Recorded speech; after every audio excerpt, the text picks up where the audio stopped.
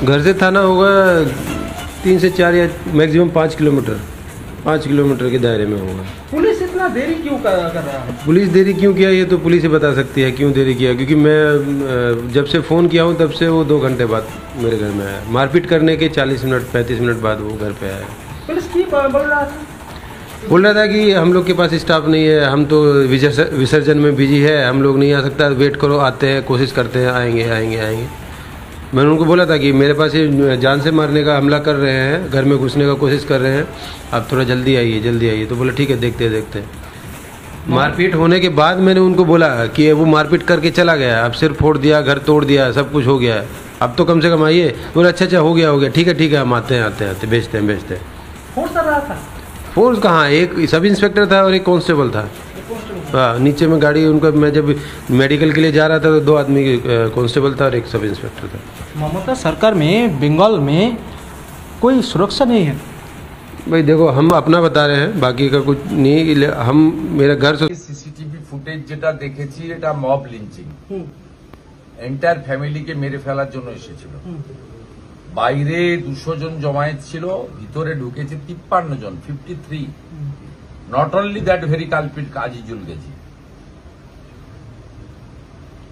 ভাবা যায়, এটা কখনো ভাবা যায় না এটা যে ঘটতে পারে কোন সহনাগরিকের সঙ্গে। বাদ দেন, এরা সেন্ট্রাল গভর্নমেন্টের খুব রেসপন্সিবল পোস্টে কাজ করেন, they are educated people, they are very discipline organization, সেটা তো সেপারেট থিং। সাধারণ নাগরিকের ক্ষেত্রেও এটা হতে পারে না। এইভাবে 200 জন হাউসিংকে ঘেরাই করেছে, 53 জন ঢুকেছে একসঙ্গে, ইটস এ মব লিঞ্চিং। পুড়িয়ে মেরে দিত গোটা বাচ্চাটাকে, স্ত্রীকে আর ওকে, প্রদীপজিকে। আর হেডে ইঞ্জুরি কারা করে? হেডে ইঞ্জুরি কি ভালোবাসার ধাক্কি নাকি? মেরে ফেলার জন্য। ডাক্তার বলছে আপনি পালান এখান থেকে, রক্ত মুছে আসুন। ডাক্তার অলসো প্যানিক, টেরারাইজ, দে আর টেরারিস্ট। এই আজিজুলরা এত সাহস পাচ্ছে কোত্থেকে শুভেন্দুদা? আরে not only mister Gazi, 53 people ঢুকেছে, 53টাকে অ্যারেস্ট করতে হবে। আমি ধরে নিলাম যারা যারা এই প্রতিবেদন শুনছে না তাদের কম বেশি অটোতে চড়ার অভিজ্ঞতা আছে বা কোনো না কোনো সময় অটোওয়ালাদের মুখোমুখি হওয়ারও অভিজ্ঞতা আছে। এখন ধরে নিন যে আপনি রাস্তায় বেরোলেন, কোনো না কোনো অটোওয়ালার সাথে আপনার বচসা হলো এবং আপনি তারপরে বাড়ি ফিরে আসলেন। এবং বাড়িটা আপনার কিরকম জায়গায়? বাড়িটা আপনার হচ্ছে একটা আবাসনে, যেখানে আপনি সিকিউরিটির সাথে সেখানে বসবাস করে, অর্থাৎ গেটের সামনে সিকিউরিটি থাকে। কেউ যদি কখনো আবাসনে আপনার সাথে দেখা করতে আসে, সেই সিকিউরিটি আপনার পারমিশন নিয়ে ঢোকার অনুমতি দেয়, বা সেই গেটের সামনে থাকা রেজিস্টারে আপনার সাথে দেখা করতে আসা মানুষটা সেখানে তার নাম, ফোন নাম্বার, অ্যাড্রেস এবং সাক্ষাতের কারণ উল্লেখ করে তারপরে সেই গেট থেকে ঢুকতে পারে। তো অটোওয়ালার সাথে বচসা হওয়ার পর আপনি সেরকম একটি আবাসনে ফিরে আসলেন, আপনার ফ্যামিলির সাথে বসে রয়েছেন, হঠাৎ করে শুনতে পেলেন যে আবাসনের সিকিউরিটি আপনাকে ফোন করে বলছেন যে বাইরে 200 অটোওয়ালা জমায়েত হয়েছে।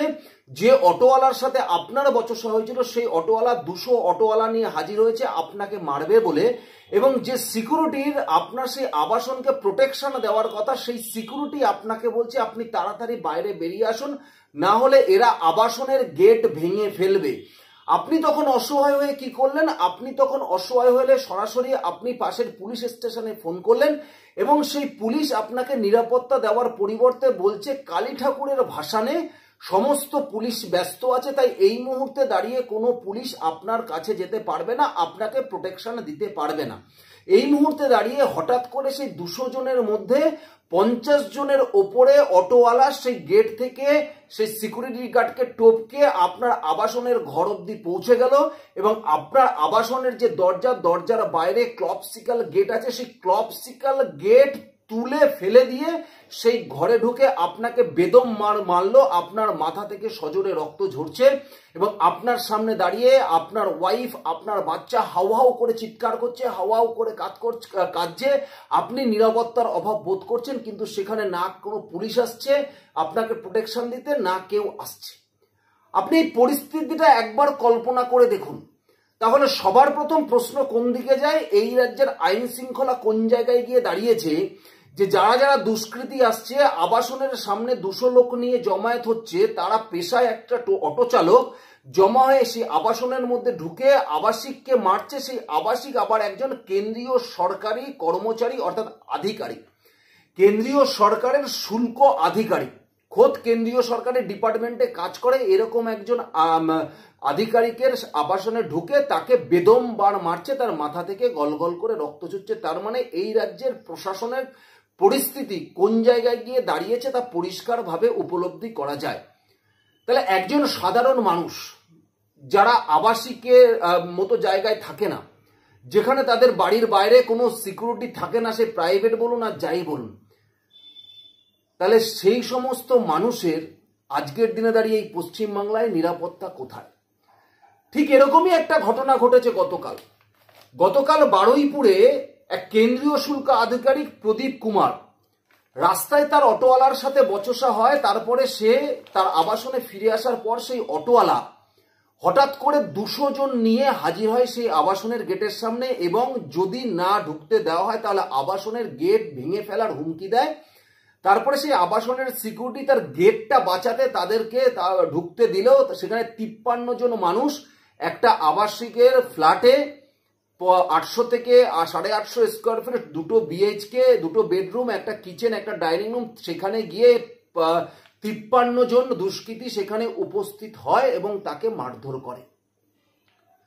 ভাবুন অটোওয়ালাটার সাহস, এবং এই সাহসের পেছনে সব থেকে বড় কারণ কি বলুন তো? সব থেকে বড় হলো 2টো কারণ। এক কারণ, যে নাম তার হচ্ছে আজিজুল গাজী, যে এই 200 অটোওয়ালার নেতৃত্ব দিয়েছিল।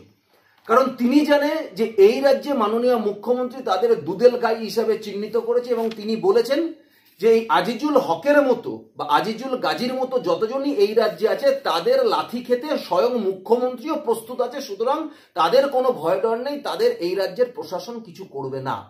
আর তার সঙ্গে তারা জানে যে যেহেতু তারা অটোওয়ালা, অটো স্ট্যান্ডে থাকে, সেই স্ট্যান্ডে অবশ্যই তৃণমূল কংগ্রেসের আইএনটিটিউসির ঝান্ডা বা লোগো মারা আছে, এবং কোনো না কোনো তৃণমূল কংগ্রেসের বিধায়ক হোক, কাউন্সিলর হোক, তাদের ছত্রছায়ায় এরা থাকে, এবং সেই সমস্ত কাউন্সিলর বলুন বা বিধায়ক বলুন বা তৃণমূল কংগ্রেস ভিড় বাড়াতে এই সমস্ত অটোওয়ালাদের দিনের পর দিন রাজনৈতিক কাজে ব্যবহার করে। তাই তারা খুব ভালো করে জানে যে তৃণমূল কংগ্রেস বা এই রাজ্যের শাসক দল হওয়ার সুবাদে তাদেরকে কিছু বলার ক্ষমতা তাদের নেই। আর এই ধরনের ঘটনা এরা এর আগেও ঘটিয়ে পার পেয়ে গেছে বলেই এদের মনে এই রকম দুঃসাহস জন্মে গেছে যে আবাসিকে ঢুকে একজন কেন্দ্রীয় সরকারি আধিকারিক, যিনি কেন্দ্রীয় শুল্ক দপ্তরে চাকরি করে, একজন ইন্সপেক্টর পদমর্যাদার, তার ঘরে ঢুকে প্রকাশ্যে তাকে মারছে তার স্ত্রী এবং সন্তানের সামনে, এবং এমন মারছে যে ঝরঝর করে তার মাথা থেকে রক্ত পড়ছে। এই পশ্চিমবঙ্গে মমতা বন্দ্যোপাধ্যায় বিহার, ইউপির উদাহরণ টেনে বলে যে এই পশ্চিমবঙ্গ নাকি সব থেকে সেফেস্ট সিটি, বা কলকাতা সব থেকে সেফেস্ট জায়গা। এই পশ্চিমবঙ্গের বারুইপুরের মতো জায়গায় যদি এই ঘটনা ঘটতে পারে, তাহলে পশ্চিমবঙ্গের গ্রাম অঞ্চল, পশ্চিমবঙ্গের অন্য অন্য জায়গায় যে সমস্ত মানুষ আজ সাধারণ মানুষ বড় বড় ফ্ল্যাটে থাকার ক্ষমতা নেই, তাহলে তারা কিভাবে নিরাপত্তার অভাব বোধ করছে প্রত্যেকটা দিন ঘুম থেকে ওঠা থেকে রাত্রে শুতে যাওয়া অবধি, একবার আপনারা কল্পনা করে দেখুন তো, একবার আপনারা কল্পনা করে দেখুন। কিন্তু এই রাজ্যের সরকার, এই রাজ্যের মুখ্যমন্ত্রী এই নিয়ে একটা কথাও কিন্তু খরচা করেন। কিন্তু যেহেতু এই পশ্চিমবঙ্গে 2021 সালে পশ্চিমবঙ্গের মানুষ ভারতীয় জনতা পার্টিকে বিরোধী আসনে বসিয়েছে এবং বিরোধী দলনেতা শুভেন্দু অধিকারী হয়েছে, তাই তার দায়িত্ব কর্তব্য যে সেই মানুষটার পাশে গিয়ে দাঁড়ানোর, আজকে তার পাশে গিয়ে তিনি দাঁড়িয়েছে, এই ঘটনার নিন্দা করেছে এবং পরিষ্কারভাবে প্রকাশ্যে বলেছে এই পশ্চিমবঙ্গে এই মুহূর্তে দাঁড়িয়ে আইন শৃঙ্খলার পরিণতি কোন জায়গায় গিয়ে দাঁড়ায় তা এই ঘটনা থেকে একদম পরিষ্কার বোঝা যায়। ভাবতে পেরেছেন এদের দৌরাত্ম্য কোথায় গিয়ে দাঁড়িয়েছে? এই দুধেল গাইদের কোন জায়গায় গিয়ে এদের দৌরাত্ম্য দাঁড়িয়েছে? কি ভুল আপনারা করেছেন 3-3বার মমতা বন্দ্যোপাধ্যায়কে ভোট দিয়ে জিতিয়ে, বিশেষ করে 2021-এ আবার পুনরায় জিতিয়ে, 2026-এ এই ভুল যদি আপনারা পুনরায় আবার করেন, তাই আজিজুল গাজীর মতো ওই তৃণমূলের দুধেল গাইরা আপনার ঘরের সামনে এসে প্রত্যেক মুহূর্তে উৎপাত করবে, আপনার কিছু করার ক্ষমতা থাকবে না, কারণ প্রশাসন ওদের হাতে বাধা থাকবে।